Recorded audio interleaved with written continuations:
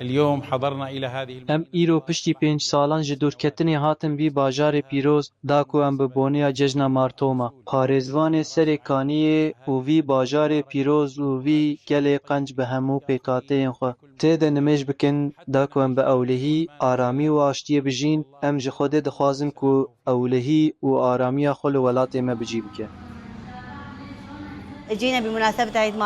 Em bi boniya cejna martoma hatin da ku em li vê bihevêtiya metran ayîna cejnê li dar bixin.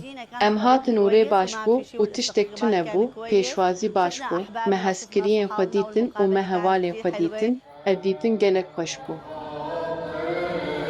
Elhamdülillah بعد 7 سنين رجعنا. Şike ji Xwedê re piştî 7 salan em vegeriyan angoşahiya me mezine ku me welatê xwe yê xweşik û xizm û hevalên xwe yên li vir dîtin. ونشكر الأخوة اللي û em spasiya wan birayan dikin ku ev destpêşxerî kirine, îşela em hêviya baştir û baştir dikin.